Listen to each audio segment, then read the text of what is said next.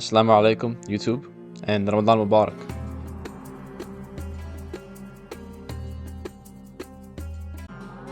It's that time of the year again for Muslims. I know not everyone's Muslim, but for us, it's Ramadan. It's the holiest month. It's the time to detox yourself, the time to break old habits that are bad for you and replace them with new habits.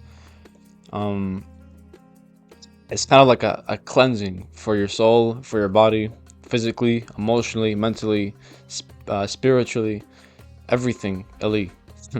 Now, one thing in Ramadan you have to understand is you're not gonna hit new PRs. You're not gonna hit your goals in terms of gaining muscle or gaining weight. If you gain any weight, it might actually be fat if you do things wrong. You won't gain muscle for real. But you can you can put it in your head to just maintain your current physique as it is.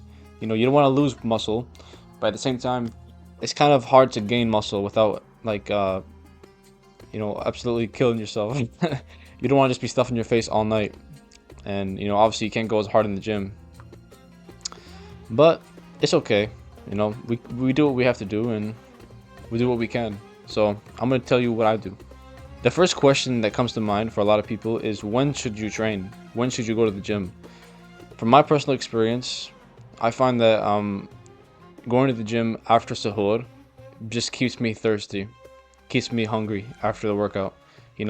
After sahur, after fajr, when you go to the gym and you can't really eat your protein after, you can't drink water during the workout, maybe midway or right after the workout, it's kind of tough, and if you can wake up early enough to finish the gym and eat right before fajr, then that's pretty good too, but you'd have to wake up pretty early. I find that the best thing for me is right before iftar. I find if you do it after iftar, you can't really enjoy the meal as much. You can't really eat a bunch of protein because you're gonna feel sluggish. Obviously you don't want to overeat even if you're training before, but you're still gonna feel like full. You get full so fast during Ramadan off of like 2 dates and some jalab. You know what I mean? So you feel full. Even if you just eat carbs, you're gonna feel full. So I find if you break your fast before iftar, like an hour before. Oh no, I'm sorry. I find if you work out right before iftar, like an hour before, then you could train and then just go home and eat. You can eat your protein. You don't have to worry about working out for the rest of the night. You have more time to do other things, which is good because a lot of the time our days are kind of like occupied with like lack of energy and even lack of motivation, because we just don't have carbs, we don't have nutrients in our bodies as much as we do like on a regular day. So I think like right before iftar is the key moment for me. So yeah, you can just you can just go to the gym, work out, come home, eat your protein, drink your water. If you take creatine, drink the creatine, and just like enjoy the rest of the night, honestly. Now, the specific schedule might vary for everyone. What kind of workouts you're gonna do, how many sets, how many reps. But I think the best thing would be to just do light weights. Just take it easy right now. Because remember, you're just trying to maintain your muscle mass, and maintaining your muscle mass doesn't really take a lot of stimulation for your muscles. You can kind of just do moderate workouts and you'll still look pretty much the same. You might actually look better if you do things right. If you don't eat too much sugar and you actually control yourself more than what you usually would on a normal day during Ramadan, because we have to be disciplined. Discipline is a big thing even after iftar. So yeah, I would recommend doing actually push-pull legs. I find this to be the best because it hits pretty much all the muscle groups you need, and you don't have to do a bunch of sets per muscle group. I only work out 3 times a week during Ramadan. This is efficient enough for me, and I hit all my muscle groups, stimulate them enough for me to maintain my physique, and I still have fun with it. I still do bench press, I still do squats, I still do bicep curls, you know, just those staples in your workout. You can still do them. Just do them lighter weights, you know, maybe less sets. If you can do light weights and high reps, that's good. But don't do too heavy weights, you know, like my goal is to just stimulate the muscles enough, you know, get a decent sweat, a decent workout, and just go home, you know? That's it. So yeah, do it before iftar. You'll feel like a king when you're eating. And uh, you know, make sure you just do light weights, lighter sets, lighter everything, and just do push pull legs. In my opinion, 3 times a week, you'll be chilling. You'll be fine. Now, after your workout, it's iftar time. You know, sun is down. Um, you just prayed maghrib. Okay, it's time to eat. Sahdan. Um, what should you eat? How should you eat during iftar? So obviously, you know, dates is a staple. Eat a date. Drink your jalab if you have jalab. Try not to drink too much jalab because it's a lot of sugar, you know. But I know it's tradition, you know, you're with your family. Of course, you don't wanna be left out. So drink like a cup. If you really need a refill, just do like half of it ice, half jalab, you know. And as for actually eating, um, make sure you just eat since you just worked out. So make sure you eat a lot of protein and you know some good clean carbs. You know, and I know it might be tough, especially if you're brown. You know, your parents probably make a lot of like a lot of fried rice. You know, like not like Chinese style, but like a lot of rice with oils and stuff, which you know, it's high in calories. You know, you can't really do much if you're living with your parents. Just try to be more mindful of how much you're eating, you know, because you know, olive oil, a lot of oils, they add up to a lot of calories. You know, some bustos are very high in calories. They're fried, you know. Try to stay away from fried foods. You know, if you can convince your moms to bake your sambusas, it'd be really good. You know, maybe instead of fried chicken, you know, cook them on the grill or something, you know, or put them in the oven. You know, try to just eat healthily. Every night, my mom will make fattoush and soup, lentil soup, and I find that like breaking my fast on those will they have a lot of nutrients, a lot of vitamins, and a lot of protein in the lentil soup actually. And once I eat those, I find my appetite for iftar is not as big, so I won't overeat as much. You know, by the time you finish your soup and fattoush salad, um, your appetite is not gonna be as vast as you thought it was gonna be. So eat those first, and then make your plate of whatever you're having for iftar. You know, and if you're cooking for yourself, that's even better. You know, you could exactly track how much oil you're putting in, how much olive oil you're using when you're cooking, what exactly you're eating. You could track all your macros. But as for the people like me who live with their parents, you know, until they're married, as for my brown brothers and sisters, uh, just try to be conscious of what you're eating. You know, obviously you know what healthy food looks like, and you know exactly how your mom cooks. You know how your dad cooks. So just you know, if your dad is making some fatty pasta with cheese and stuff, and he made some chicken with it, okay, try to eat some chicken. You know, more chicken, and then pasta. You know, try to eat a little more fattoush and lentil soup. You know, so the main things to take away from this is just high clean proteins. You know, stay away from deep fried foods. Try to stay away from you know too much jalab, too much sugar. You know, try to eat things that are just high in nutrition, high in vitamins.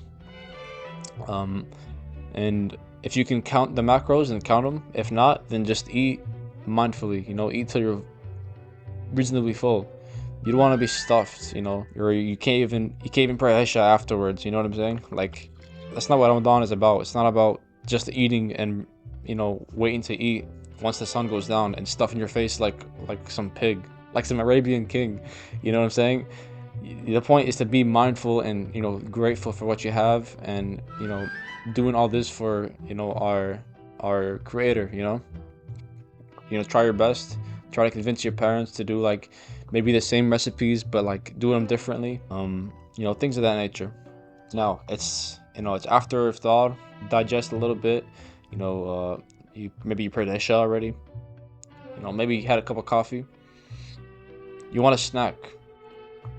What do you snack on? You know, what's the best thing you could probably snack on? I know we've been fasting all day, so I get it. You know, you want to eat sugars. You want to eat, you know, when you're hungry, when you're fasting all day, you want to eat everything. I get it. And when finally it's time to snack on something, um, it feels like you have limited time, so you don't really want to like lose the opportunity. I get it. I was a fat kid too.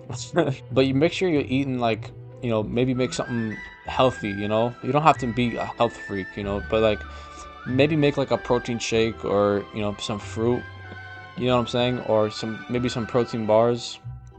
But like don't be eating like atayef all the time, don't be eating baklawa or anything sugary, anything like anything that's bad for you that you kind of know just by looking at it. Anything that's bad for you, just don't eat it too much. You can still enjoy those things. Hell, I enjoy them. But I just don't eat too much of it. If I'm gonna have baklawa, I'll have one piece, and then that's it for the night. I don't have to eat like the whole. I don't have to try all of them. You know what I'm saying? If I want a taif, I'll eat like half of one, because the whole thing is so much. It's too much sugar, especially late at night. One of my favorite things this Ramadan, I've been making a lot of protein ice caps. So I'll make like an ice cap, Nescafe, oat milk, honey, protein powder, of course, and ice, and you just blend it all together, and it's delicious. And it's natural, it's natural honey, no weird sugars in it, no weird syrups, you know what I'm saying? Or avocado smoothies, avocado, milk, protein powder, and you can put a little bit of ricotta cheese if you want, and a little bit of honey, and it's delicious. You get your, avocados are very good for you. You get your protein intake, it helps you, and it's just, it's a good snack. It keeps you full. If you don't want protein shake, maybe eat some nuts, eat some fruits. Just eat something healthy, you know what I'm saying? Like, remember, like, you ate your protein for iftar too. Remember, you're not really gaining muscle during this month. You're just trying to maintain what you have already. So, you're snacking, snacks are good. And, time passes. It's maybe you fell asleep, or maybe you've been staying up all night playing Minecraft. It's time for sahur, right before Fajr. What's the good sahur to have? Personally, the sahur that's been the best for me so far, like the only thing I eat for sahur now, I don't really eat anything else, is just a couple eggs. You can have them anyway. Eggs are a superfood. They're full of protein, full of vitamins. They'll keep you full.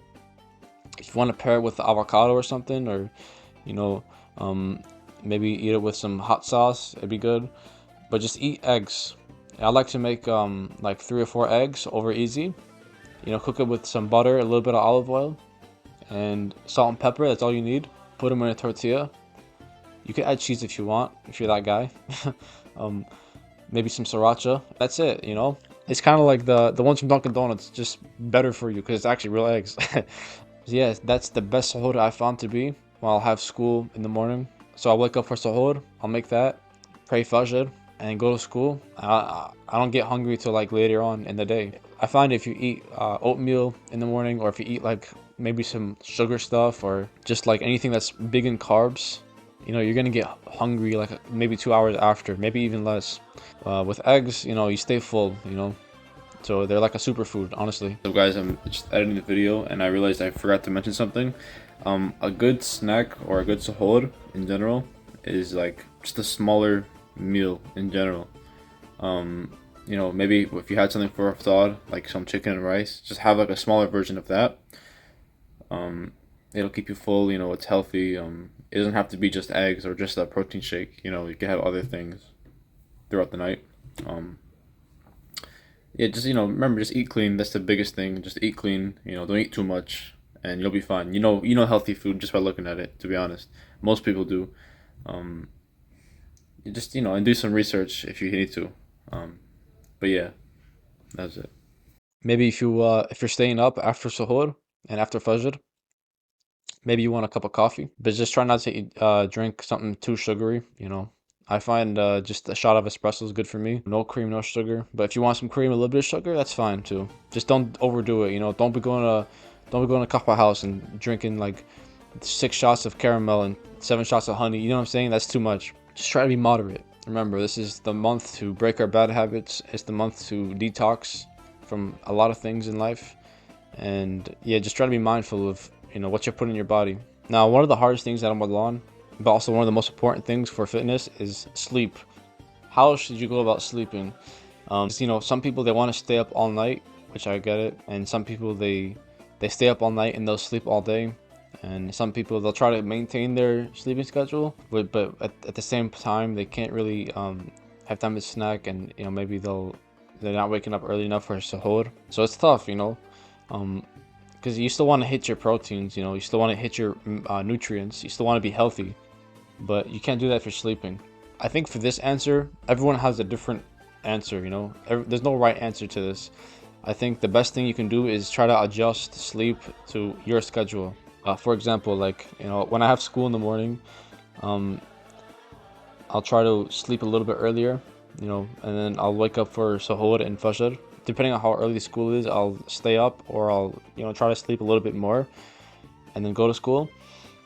And then after I come back from school, I'll do what I have to do, you know, do whatever has to get done that day, whether it's homework or whatever other projects I'm working on. And if I have time for a nap, I'll take a nap, go to the gym, and then break fast or iftar. When it's the weekend and I don't have school and I'm just working, I don't mind staying up so late where I can pray fajr and then go to sleep. Cause I can sleep in the next day. You know what I'm saying? I don't got school. I'll work my shift in the restaurant, go home, and stay up until fajr and just do that cycle until it's time for a weekday, which I know it probably isn't ideal. It's probably not the best for health maxing and like fitness, but it works for my schedule and it works for me. And remember, it's good to take naps during Ramadan. It's very good. Just don't be napping too much because you know you still have obligations and you still have duties. But you know, naps are fine, you know. And yeah, especially if you're doing what I do and you're kind of like staying up too late, maybe you're missing a couple hours of sleep, then naps are to be expected, you know. Nothing wrong with that. And the biggest and most important thing in all of this is remember to put your mission first. Remember your mission is you want to submit to Allah, you want to submit to God. The whole point of this month is to strengthen yourself mentally, strengthen yourself spiritually, just get closer to your deen, get your deen up. Make sure you're praying all 5 times a day. You know, make sure you're educating yourself from Islam, whether it be from scholars or whether it be from the Quran or, you know, whether it be from YouTube. I've recently been watching this series called O Prophet. It's like a series on YouTube, and it's basically telling the story of how Prophet Muhammad alayhi salam, his life story, and you know, telling us how he lived his life, you know, all the tribulations he had to go through as a prophet. Remember, because we're doing this for Allah, you know what I mean? We're doing this for our deen. We're doing this to better ourselves. So, you know, just remember your mission as a Muslim. Working out right before iftar. You know, it's got a lot of benefits. You can eat your protein right after. The point is to just maintain your physique. You're not trying to really grow and hit PRs. Don't train too hard, you know. You don't want to risk injuring yourself. You know, you've been fasting all day. You have no energy inside of you. Eat smarter iftar, high protein. I'll make sure you eat a lot of protein. You just worked out. Try to stay away from too much jalab, too much deep fried foods. For the snacks and for the suhoor, it's the same principles. Eat healthy foods, whole foods, you know, don't eat nothing crazy. And remember, sleep is very important. You know, best thing to do is adjust your schedule to your sleep schedule. Naps are fine. Just don't be sleeping from sunrise to sunset and just waking up for iftar, because you're kind of cheating at that point. You still have responsibilities as a Muslim to do. You know, you still have to work out. So yeah, just, you know, be conscious of that. Remember, this time to better yourself and just, you know, cut out the bad stuff, you know, cut out the bad habits, whether it's what you're eating, what you're watching, how you talk, what you say. It's not just about eating, it's about other things too. And, you know, keeping your deen high and just believing. Overall, if you do all these things right, I think you'll come out as more disciplined, you know, more sharp in your mind, and you know, I think your deen will be higher in general. So yeah, this is what I've been doing this Ramadan and for the last year. And yeah, so far it's been pretty great. I'm not gonna lie. I hope you enjoyed this video. Inshallah it helps you. Inshallah it's informative for you. And hopefully I changed your routine a little bit. Assalamu alaikum, and yeah.